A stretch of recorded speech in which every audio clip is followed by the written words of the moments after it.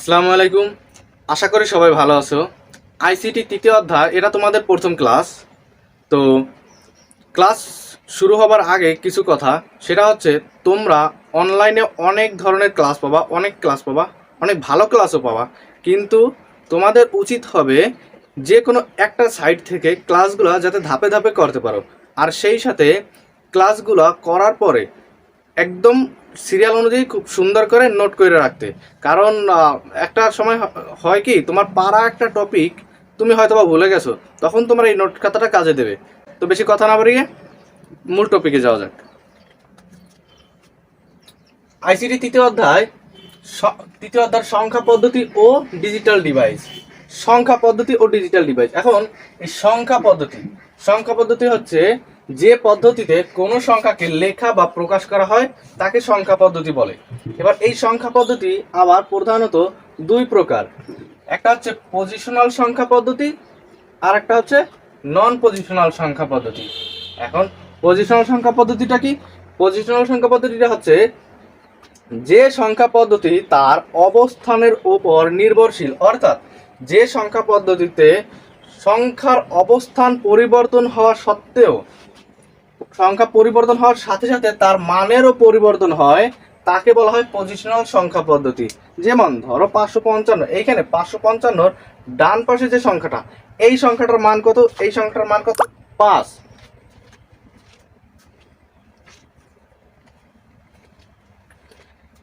এই ডান পাশের সংখ্যাটার মান হচ্ছে 5। একইভাবে মাঝের যে 5 আছে, এই সংখ্যাটা কত? এই সংখ্যাটার মান হচ্ছে 50। আবার বাম পাশের যে 5, এর মান হচ্ছে 500। অর্থাৎ সংখ্যা হচ্ছে একটাই, কিন্তু এর অবস্থান পরিবর্তন হওয়ার সাথে সাথে এর মানের পরিবর্তন হয়েছে। একক স্থানীয় মানের সংখ্যাটা হচ্ছে 5, দশক স্থানীয় মানে যাই সেটা হচ্ছে 50, আর শতক স্থানীয় মানে যাই হচ্ছে 500। অর্থাৎ সংখ্যার অবস্থান পরিবর্তন হওয়ার সাথে সাথে এর মানেরও পরিবর্তন ঘটে, তাকে বলা হয় হচ্ছে সংখ্যা পদ্ধতি। এবার নন পজিশনাল সংখ্যা পদ্ধতিটা কি? নন পজিশনাল সংখ্যা পদ্ধতিটা হচ্ছে যে সংখ্যা পদ্ধতি তার অবস্থানের উপর নির্ভর করে না, অর্থাৎ অবস্থান পরিবর্তন হওয়া সত্ত্বেও এর মানের কোনো পরিবর্তন ঘটবে না। কেন ঘটবে না? যেমন হচ্ছে রোমান সংখ্যা পদ্ধতিতে তোমরা যদি দেখো 1 2 3, রোমান সংখ্যা পদ্ধতিতে 1 2 3 4 5, এখানে এই 1 হচ্ছে,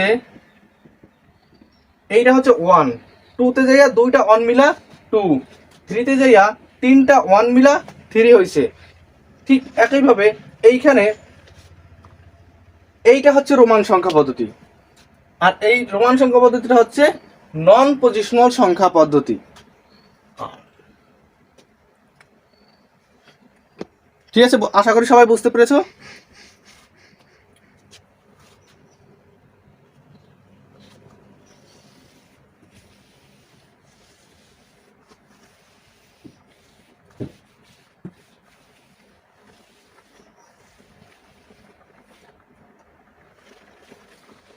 এই পজিশনাল সংখ্যা পদ্ধতিটা হচ্ছে আবার 4 প্রকার।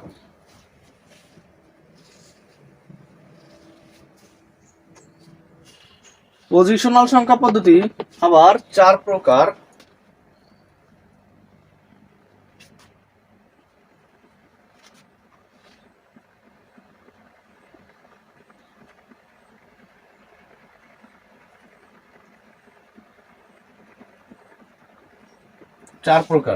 এক নম্বরে হচ্ছে বাইনারি সংখ্যা পদ্ধতি।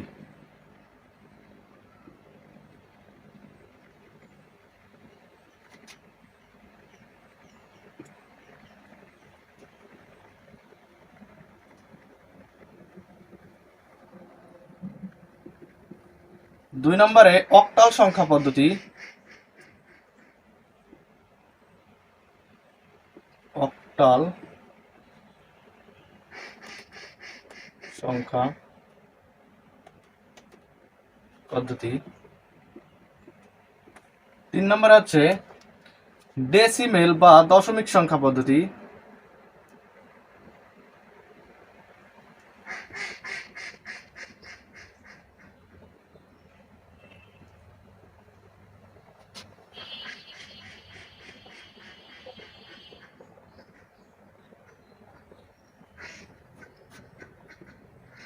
4 নম্বরে হচ্ছে হেক্সাডেসিমাল সংখ্যা পদ্ধতি।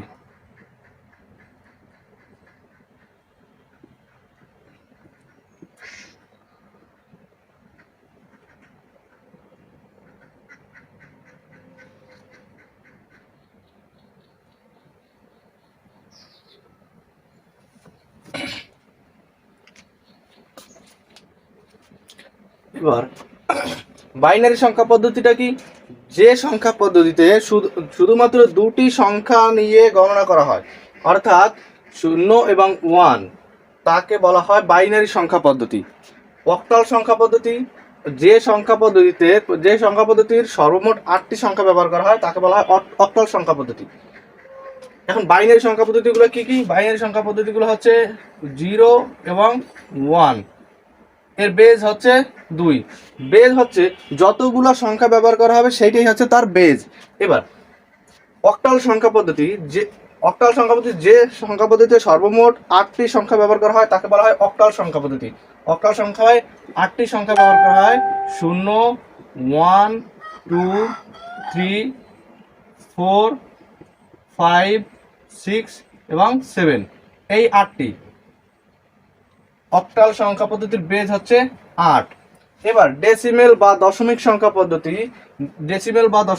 পদ্ধতিতে সর্বমোট 10টি সংখ্যা ব্যবহার করা হয় বলে একে ডেসিমেল বা দশমিক সংখ্যা পদ্ধতি বলা হয়।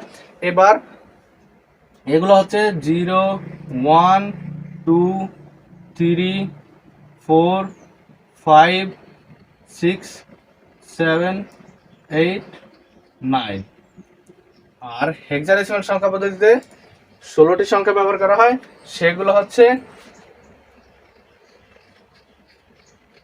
0, 1, 2, 3, 4, 5, 6, 7, 8, 9, A, B, C, D, E, F, এই 16টা।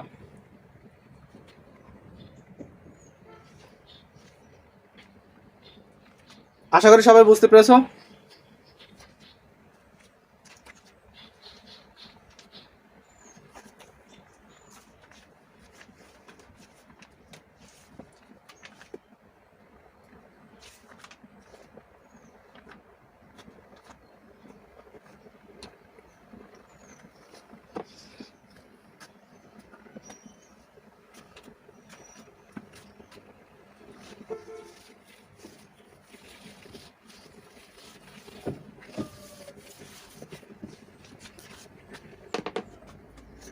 এবার বাইনারি যোগ।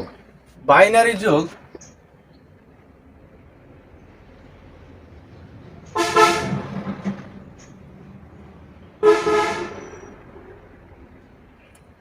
বাইনারি যোগ এখন বাইনারি সংখ্যায় কি কি ছিল? 0 এবং বাইনারি সংখ্যা ছিল হচ্ছে 0 এবং 1, এই দুইটা ছিল। এখন 0 এবং 1 মিলা যদি মনে করো একটা সংখ্যা পদ্ধতি হয় 0, 1, 1, 1, 0, 1, 1, 0, 1, 1, 0, 0, 1, 0, এইটা যদি যোগ করতে বলা হয়, দেখো বাইনারি যোগ, এটা যোগ করব কিভাবে? দেখো আমরা নর্মাল একটা যোগের ক্ষেত্রে কিভাবে করতাম? নর্মাল একটা যোগের ক্ষেত্রে আমরা করতাম কি, যদি মনে করো 28, এইখানে যদি মনে করো 32, এখন এইটা যোগের ক্ষেত্রে আমরা কি করতাম? এইখানে আমরা 2 এবং 8, যখন 8 যোগ করে কত হতো? 10। এই 10টা কি? এই 10টা হচ্ছে আমাদের সংখ্যা পদ্ধতির বেজ। এই কারণে যখন 8 + 10 হইতো, 10 না লেখা আমরা বেজের জন্য 0 লিখতাম, ক্যারি 1 মানে হাতে 1 রাখতাম। এবার ওই একটা বাম পাশের সংখ্যার সাথে যোগ করতাম, 3 আর 1 4, এবার তার সাথে 2 যোগ, তারা 2 6। আচ্ছা, ঠিক একইভাবে যদি আমরা বাইনারি সংখ্যা বাইনারিতে যোগ করি, তখন 0 এবং 1 যোগ করলে, 0-র সাথে 1 যোগ করলে 1, এবার 1 আর 1 যোগ করলে 2, 2 হচ্ছে বাইনারির বেজ। যেহেতু বেজ পূর্ণ হয়েছে এর জন্য এখানে 0, হাতে আমাদের 1, 0 আর 1 যোগ করলে 1, 1 আর 0 যোগ করলে 1, 1 আর 0 যোগ করলে 1, 1 আর 1 যোগ করলে 2, 2 হচ্ছে বাইনারি বেস, বেস পূর্ণ হইলে এখানে 0, 2 হলে 0, হাতে আমার 1, ওই 1 এইখানে এইটার সাথে যায় যদি যোগ হয় তখন 1 আর 1 যোগ করলে এইখানে 2, 2 হচ্ছে বাইনারি বেস, 1 আর 1 যোগ করলে 2। আবার একটা পদ্ধতিতে আমরা 1 আর 1 যদি আমরা এইখানে 10 মনে করা হয়, অনেক অনেক জায়গায় যদি তুমি 10 মনে করো তাতে হবে, কিন্তু এইভাবে মনে করলে হবে কি, তখন তুমি অক্টাল সংখ্যা পদ্ধতি, অন্যান্য সংখ্যা পদ্ধতির যোগ বিয়োগটা তখন তুমি সহজভাবে করতে পারবা। এই কারণে হচ্ছে 1 আর 1 যোগ করলে 2, 2 হচ্ছে বাইনারি সংখ্যা পদ্ধতির বেস। এবার এই বেস পূর্ণ হওয়ার কারণে 0 লিখলাম। যদি তুমি এখানে 1 আর 1 যোগ করলে 10 মনে করো তাতেও হবে। কিভাবে? 10, 1 আর 1 যোগ করলে 10, 10-এর 0টা থাইকা যায়, 0 0 যোগ করলে 0, হাতে আমার 1, 1 আর 1 যোগ করলে 10, 10-এর 0, হাতে আমার 1, এই হচ্ছে 1। এখন এইভাবে করলে তো হবে, তোমার উত্তর এইটা হবে, কিন্তু তখন হবে কি, ওই যে অক্টাল সংখ্যা পদ্ধতির যোগের ক্ষেত্রে যে একটু হজাবরল একটা অবস্থা হয়ে যায়, যে কারণে তোমার এইখানে যদি তুমি 1 আর 1 যোগ করে 2 মনে করো, বেস পূর্ণ হয়েছে, তখন তুমি এইখানে 0 লিখবা, পরবর্তীতে সংখ্যার সাথে যে 1 যোগ করবা। এইটা গেল হচ্ছে বাইনারি যোগ। এখন তোমাদের কাজ থাকবে কি, এইখানে তোমাদের কাজ থাকবে, আমি আরো এইখানে আর কয়েকটা থাকবে, এইগুলো হচ্ছে তোমাদের হোমওয়ার্ক। 1 1 0 1 1 0 0 1 1 0 0 1 0 1 1 0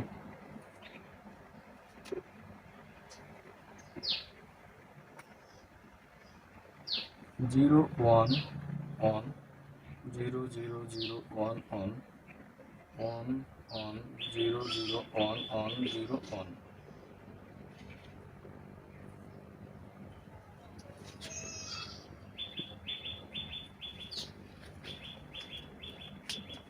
তোমাদেরকে এই দুটো হচ্ছে তোমরা নিজেরা প্র্যাকটিস করবা, আর যদি না বুঝে থাকো তখন তোমরা কমেন্ট করতে পারো।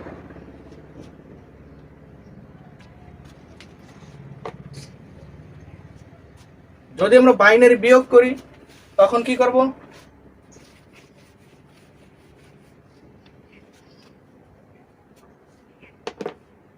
বাইনারি বিয়োগ,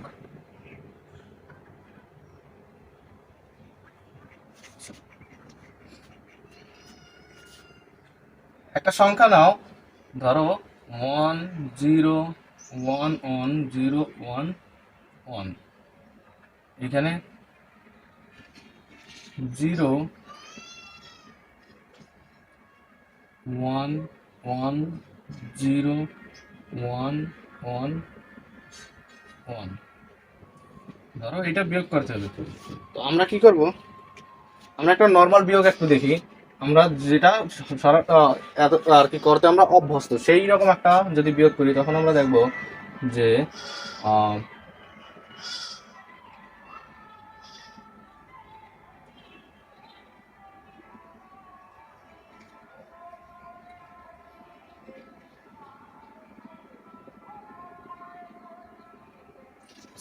এইটা যদি আমরা বিয়োগ করতে যাই তখন আমরা কি করব?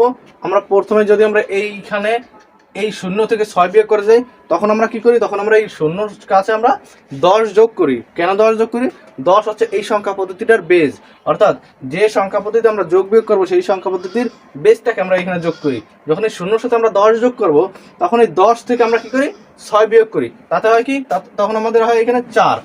হাতে আমরা 1 যোগ করি নিচেরটার সাথে। তুমি নিচেরটার সাথে যোগও করতে পারো বা উপরেরটা থেকে বিয়োগ করতে পারো। যদি তুমি নিচেরটার সাথে যোগ করো তখন হবে কি? 1 আর 1 2, 8 2 গেলে এখানে 6। এবার 5-এর থেকে 2 গেলে 3, অর্থাৎ 364। সেম একইভাবে এইখানে আবার একটু বোঝার চেষ্টা করো। 10-এর থেকে এইখানে 0-র জায়গায় আমরা 10 যোগ করি। কেন যোগ করি? এই সংখ্যা পদ্ধতির বেস 10, অনেকে হয়তো বা জানতাম না। তো এই বেসটার থেকে আমরা বেস যোগ করব, তার থেকে আমরা 6 বিয়োগ করব, তখন হবে কি? 4। এবার আমরা এই 1-এর সাথে আবার 1 যোগ করব, 1 যোগ করলে 2, 8-এর থেকে 2 গেলে 6, এবার 5-এর থেকে 2 গেলে 3। ঠিক একইভাবে 1-এর থেকে 1 গেলে 0, 1-এর থেকে 1 গেলে 0। এইখানে এই উপরে 0 থাকার কারণে এইখানে আমরা যেহেতু বিয়োগ করছি তাই আমরা এখানে শূন্যর জায়গায় আমরা 2 আনবো, বেজ আনবো। এবার 2 থেকে 1 গেলে 1, হাতে আমার 1, এই ওই 1 আমরা এই শূন্যর সাথে যোগ করব, তখন এই শূন্যর জায়গায় হয়ে যাবে 1 প্লাস 1। এই 1 এর থেকে 1 গেলে 0, এই 1 এর থেকে 1 গেলে 0, এই 0 থেকে 1 যায় না, তখন আমরা কি করব, আবার বেজ যোগ করবো, মানে 2 আনবো, এইখানে প্লাস 2। এখন এই 2 থেকে যদি আমাদের 1 বিয়োগ যায় তখন কি হবে, 1, হাতে আমাদের 1, সেই 1 এইখানে। এখন এই 1 থেকে এই 1 বিয়োগ গেলে 0। এইটা হচ্ছে বিয়োগ, বাইনারি বিয়োগ। এবার সেম একইভাবে তোমরা আরো দু একটা করবা, সেটা হচ্ছে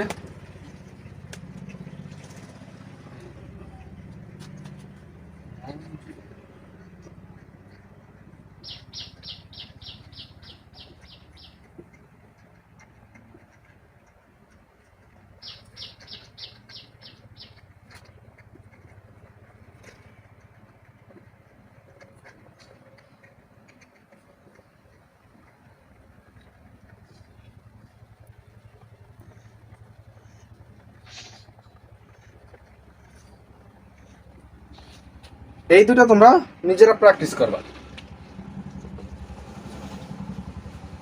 এখন যদি আমরা বাইনারি যোগ গেল, বাইনারি বিয়োগ গেল, এবার আমরা যদি অক্টালের যোগ করি বা অক্টালের বিয়োগ করি, একটু প্র্যাকটিস করি দেখি।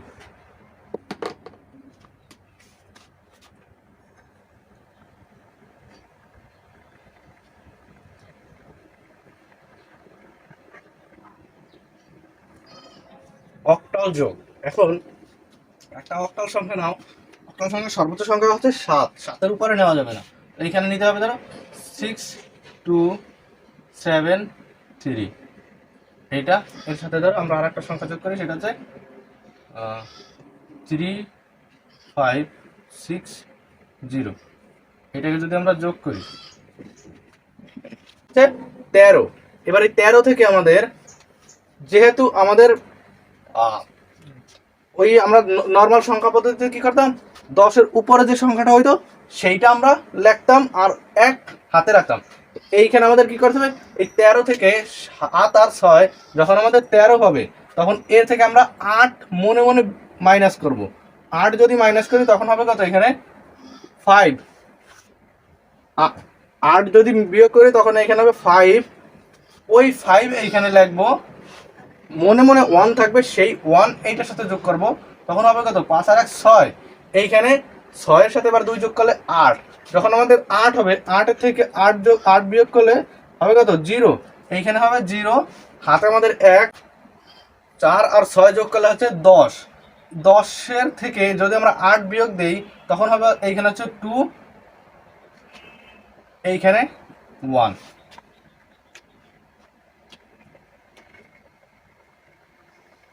এইটা হচ্ছে অক্টাল যোগ, ঠিক আছে। সেম একইভাবে আমরা অক্টালে যদি একটা বিয়োগ করি, অক্টাল অক্টাল বিয়োগ, এইখানে অক্টাল বিয়োগের ক্ষেত্রে ধরো এই সেম সংখ্যাটাকে যদি আমরা এখানে বিয়োগ করি তখন কি হবে দেখো, এইখানে 3-এর থেকে 0 গেলে 3, 7-এর থেকে 6 গেলে 1, 2-এর থেকে 5 যায় না, তো আমরা 2 আর হচ্ছে 8, 10, 10-এর থেকে 5 গেলে এখানে 5, হাতে আমাদের 1, 3 আর 1 4, 6 থেকে 4 গেলে 2। এইটা হচ্ছে অক্টাল বিয়োগ।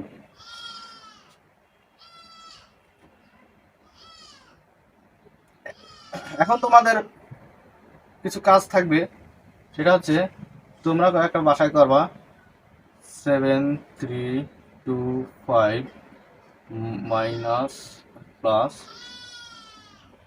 1 0 1 6। এখানে একটা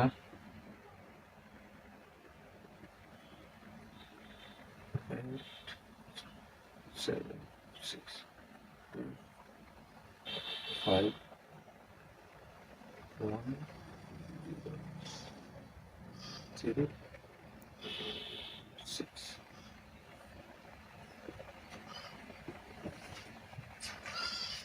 আশা করি তোমরা বাইনারি যোগ এবং বাইনারি বিয়োগ একই সাথে অক্টাল যোগ অক্টাল বিয়োগ বুঝতে পেরেছো। আর